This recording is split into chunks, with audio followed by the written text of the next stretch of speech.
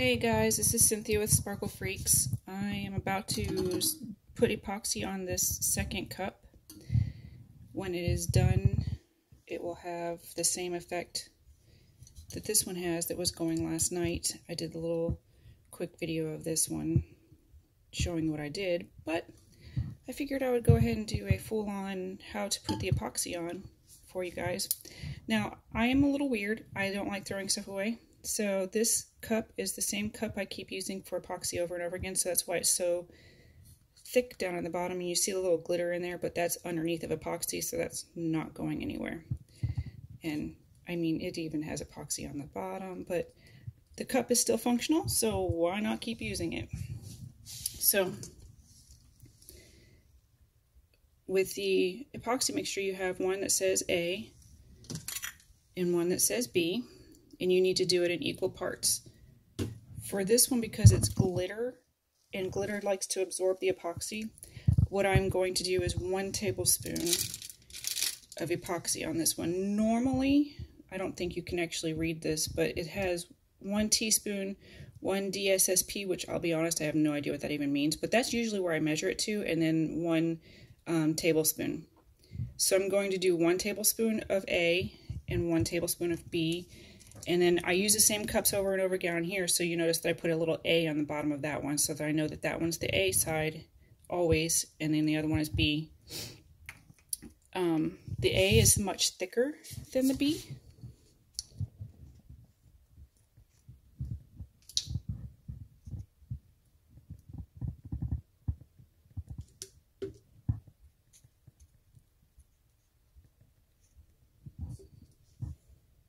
So it's a little bit more of a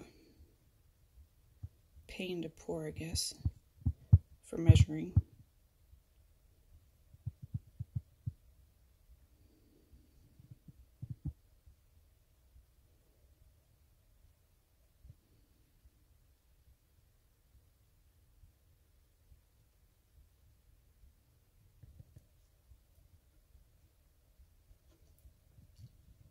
So it's not exactly on the line, but I know because it's so thick, as I let it rest down here while I'm doing B, it will actually go up to the line. Just because I've done it so many times, I know how it's going to behave. And I have this phone around my neck, so I apologize for the bouncing and everything, but it's the most effective way for me to be able to do a video and show you what I'm seeing without giving you a visual of body parts you aren't exactly thrilled to see, and it gives you the best angle because you see exactly what I see, and you're not really looking at me, because I don't care if you see me, I care if you see what I'm doing. Alright. So I'm going to look at these side by side and make sure that they actually match up, and they're both on the line like I want them to be. And then I am going to pour them into this using my handy dandy popsicle stick. Crazy. All these nifty tools I get to use. Popsicle sticks and medicine cups. It does not matter if you pour side A or side B first. Just make sure you scrape all of it out of that cup and into the other one. And again, B is what I happen to be pouring first this time.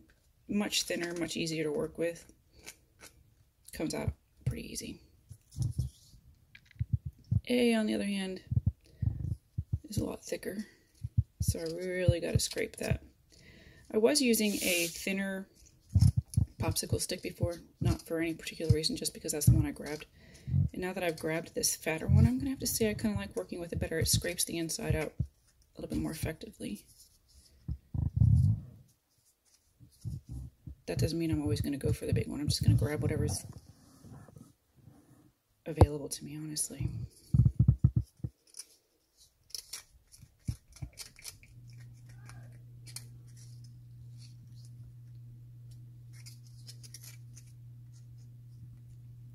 Alrighty. Now, what's kind of hard to tell because I have epoxy already in there is this is going to get cloudy as I mix it. And then when it's not cloudy anymore is when you actually are ready to use it. So this takes a little bit. I've seen some people do this for 5 minutes in some of their videos, and they're just stirring and stirring and stirring. I don't do all that. I just wait for it to get clear. And another thing that they are concerned with is bubbles. I don't really let that concern me either, because I'm spreading the epoxy out with my finger onto the cup. So as I'm spreading it, I'm popping the bubbles. So it's not really a huge deal to me to have these bubbles in here. They're not going to stay once I pour anyway. There's going to be airflow and everything as the epoxy is flowing out of the cup. So I don't understand why they're freaking out, but I'm also much more chill and relaxed than a lot of people when it comes to my crafts. I don't follow the rules. I'm very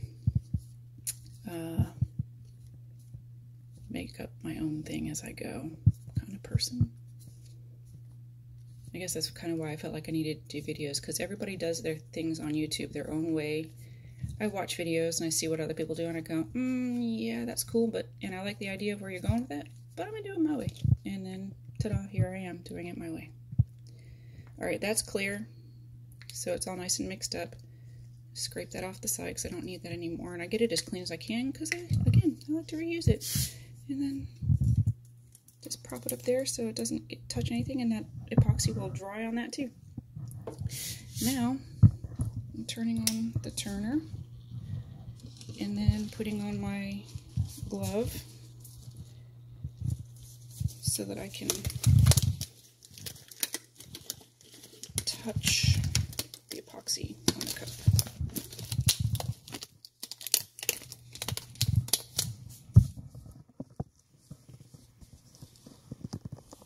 I'm going to lift this camera up just a little bit because I feel like I'm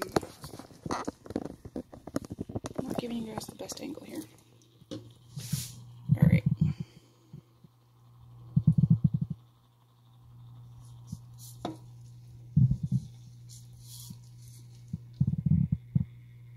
This is really that easy.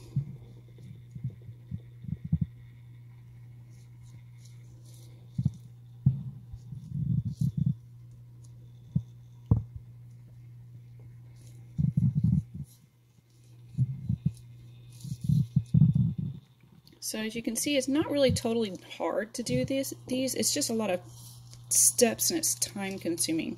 I guess if you don't have a steady hand for the glitter to do the ombre look, or it takes a lot of patience to do this stuff, but none of it is really overly hard, but it is time consuming and it does take a little bit of finesse. So if you have a heavy hand, that might be why you see it is a little bit difficult. Oops, I've just realized that I'm not looking at what I'm supposed to be looking at with the camera. I was looking at it with my eyeballs though. Sorry guys. Alright, now I actually do put epoxy on the bottom.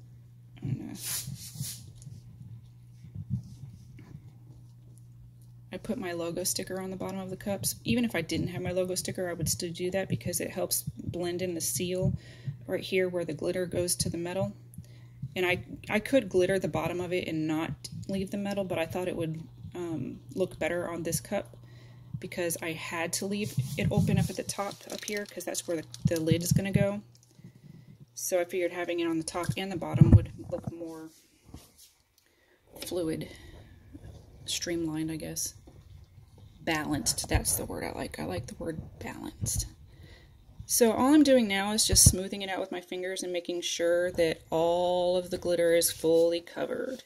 It's like right here where I keep rubbing is because there's a dry spot, and right here is another dry spot. So I'm just kind of taking the epoxy from other parts of the cup and smoothing it out, making sure that there's not any rough edges anywhere.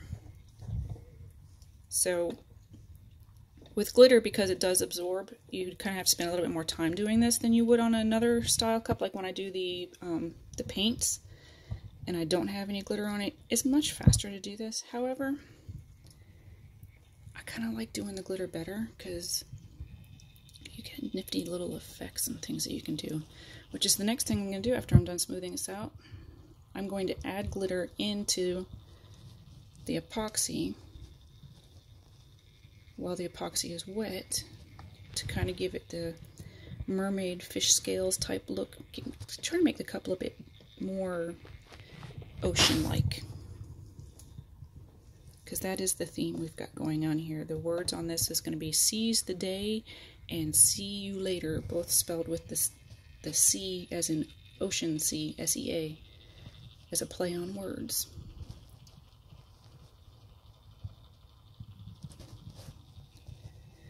And up here at the top where the metal is showing, I am making sure I rub my finger around there to make sure the epoxy is going over the lip so that it's not ending at the glitter but actually on the metal as well. If it goes into the little crevices where the cup is going to twist on, it's okay, because I'm going to clean that up with an X-Acto knife once the epoxy is dry and I'm finished with the cup. And this is only the first layer of epoxy. After I'm done doing this and it looks like that over there, this one is going to get some vinyl on it here in a second after I'm done doing this one. Okay. Up here at the top, it just doesn't feel smooth enough. This is why I like using my finger, is because I can feel where the epoxy is not as thick as other places. Some people actually use the popsicle stick to do this smoothing out, but I prefer this method, even though I'm reusing gloves, or not you can't reuse a glove because once the epoxy's on it, it's on it, and I don't like having to throw away a lot of stuff. I know it sounds really corny, but I have that whole waste not want not thing going on, and the environment, yeah, just not that working with epoxy is really good for the environment in the first place. I have a hard piece right here that's got to go. That's the other reason where this comes in handy. I would not have seen that with my eye, but I felt it. Alrighty. I'm almost satisfied. Right here's a little bit thin. Okay. Taking the glove off, because I don't need to touch that anymore. I'm taking these little scaly, they're basically just giant flakes of glitter. And I'm putting this around the center, lightly. Wait for it to spin a little bit.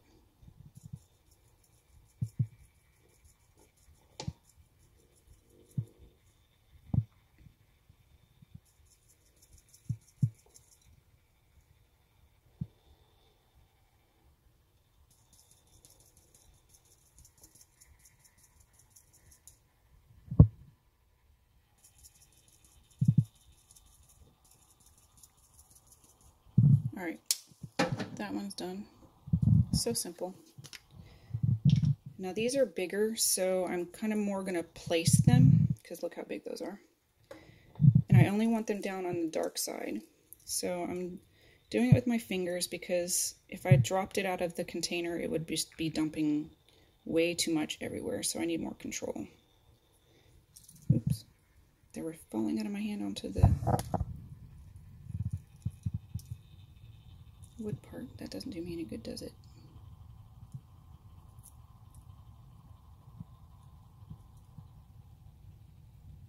Now these are going to be a little bit bumpy once the epoxy dries, but that's okay because I'm not putting words on top of these for that to show through. And I don't like that one. And that's pretty much it right there. But the bumps on it are okay because that's not where the words are going with the vinyl. And then I'm going to be doing another layer of epoxy over it anyway, and that will smooth it all out. So that's that whole process. And that's going to dry literally all day. Epoxy takes a really long time to cure. So off to finish the other one and put the vinyl on it. See you guys later.